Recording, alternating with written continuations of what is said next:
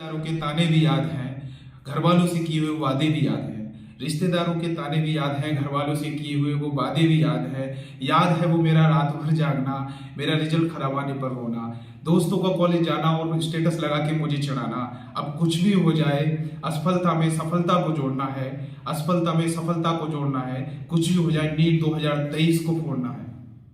आपका स्वागत है मेरे YouTube चैनल नीट मेडिको में। नीट मेडिको में हम बात करेंगे आपके नीट के सफर को मेडिको सफर में इजीली कैसे बदला जाए। यहाँ पर बात करेंगे कुछ ट्रिक्स, कुछ सजेशन, कुछ एनसीईआरटी कंटेंट टॉपिक्स के बारे में। आज हम इनऑर्गेनिक कुछ टॉपिक लेकर आए, मोस्ट इंपोर्टेंट टॉपिक, जहाँ से प्रोबेबली बहुत ज्यादा क्वेश्चन आने की संभावना रहती है, जिसमें हम सबसे पहले पीरियोडिक टेबल के बारे में बात करेंगे, फिर chemical bonding, then coordination compound. जैसा कि हम सभी को पता है कि अभी नीट के एग्जाम में 1 महीने का टाइम बचा है और इस टाइम में हमें चाहिए कि सबसे पहले इंपॉर्टेंट टॉपिक को खत्म किया जाए और इंपॉर्टेंट टॉपिक को बार बार रिवाइज किया जाए, क्योंकि इंपॉर्टेंट टॉपिक ही बहुत जरूरी है।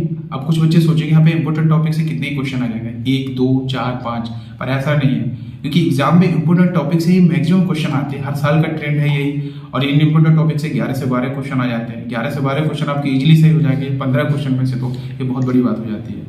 और इंपॉर्टेंट टॉपिक केमिस्ट्री में नहीं, फिजिक्स में, बायो में, होल सिलेबस में इंपॉर्टेंट टॉपिक होते हैं। हर इंपॉर्टेंट टॉपिक में आपको बार बार रिवाइज करना है।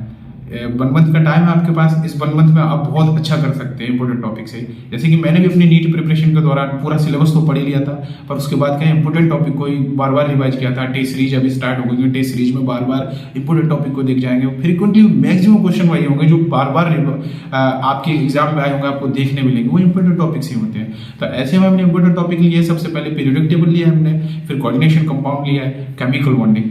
पीरियोडिक टेबल में हम सबसे पहले इसको 5 पार्ट में डिवाइड किया है। पीरियोडिक टेबल में सबसे पहले नॉमेनक्लेचर, जैसे कि सारे क्वेश्चन आया था, क्योंकि पेपर का जो पैटर्न है ना, उसमें कुछ भी पूछ ले जा रहा है, वो कहीं से भी बेसिकली चीज भी पूछ लेता है। जैसे कि इस बार पूछा था उसने अनिल ट्राइयम, अनिल क्वाडियम, इस तरह के जो नॉमेनक्लेचर है वो पूछा था इस बार। लास्ट टू लास्ट ईयर यहीं पे उन्होंने और दूसरे नाम भी पूछे थे, जैसे कि 106 का सीबोर्गियम था। आप सीबोर्गियम देखें, वो देखना जरूरी नहीं है, पर आप अनिल ट्राइयम ये सब देखना बहुत जरूरी है आपको।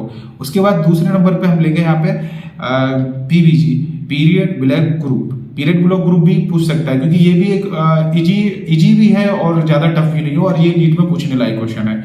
उसके बाद आएगा हमारा रेडियस। रेडियस में आप सबसे पहले देखेंगे जेड इफेक्टिव। जेड इफेक्टिव बहुत जरूरी है। जेड रेडियस में देखना है सबसे इम्पोर्टेंट। रेडियस में सबसे पहले तुम्हें जेड इफेक्टिव से देखना है। जेड इफेक्टिव से ज्यादातर रेडियस देखा जाएगा। रेडियस में 13वें ग्रुप का देखना है तुम्हें, बोरॉन, एल्यूमिनियम, गैलियम, थैलियम में। उसमें क्या एक्सेप्शनली है, वो एक्सेप्शन है, वो देख के जाना है। उसके बाद आता है तुम्हारा आयोनाइजेशन एनर्जी। आयोनाइजेशन एनर्जी सबसे इंपॉर्टेंट टॉपिक है। आयोनाइजेशन एनर्जी भी देख के जाना है। इसमें 13वें ग्रुप का फिर से देखना है, क्योंकि इसमें भी एक्सेप्शनली बहुत सारी चेंजिंग है। उसके बाद तुम्हारा था इलेक्ट्रॉन गेन एंथैल्पी।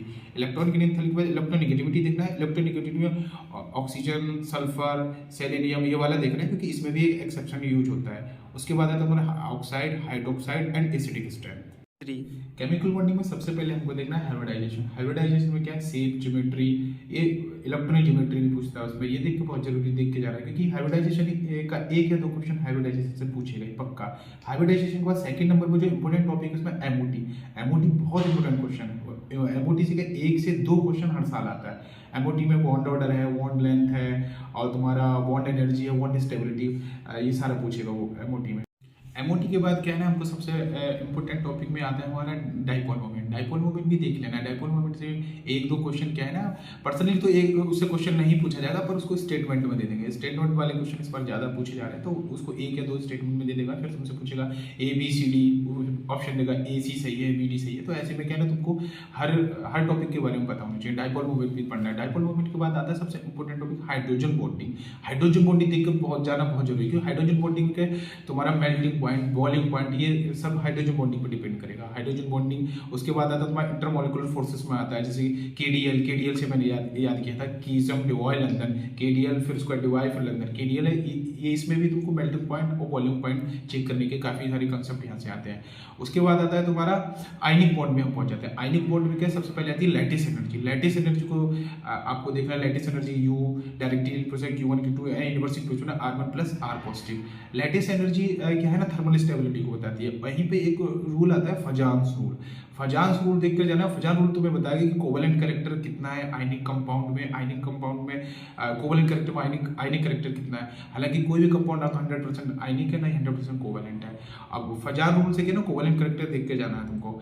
और यहीं पे तुमको क्या ना थर्मल स्टेबिलिटी जो है लैटिस एनर्जी से भी देखा जाएगा तुम्हारा। और थर्मल स्टेबिलिटी के जितने भी एनसीईआरटी में दिए हैं एग्जाम्पल, एग्जाम्पलर में जितने भी एग्जाम्पल दिए वो सारे तुमको देख के जाने। या फिर उनको या तो कंसेप्ट वाइज तुमको याद है तो बेहतर है, कंसेप्ट वाइज याद नहीं है तो उसको रट लो जैसे भी, क्योंकि क्वेश्चन वहीं से पूछा जाएगा।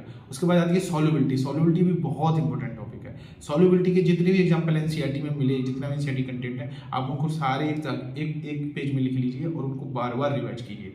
बार बार रिवाइज करने से क्या वो क्वेश्चन आएगा ना, आपको तो कॉन्सेप्ट भी याद नहीं होगा ना, तब भी आप उनको सॉल्व कर ले जाओगे।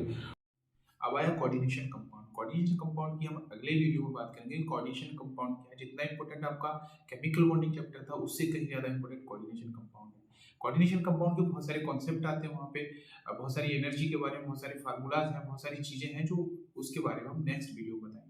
हम यहीं पे खत्म करते हैं। पसंद आया हो तो लाइक करें, सब्सक्राइब करें, शेयर करें और अपनी नीट की जर्नी को मेडिको जर्नी में कन्वर्ट करने के लिए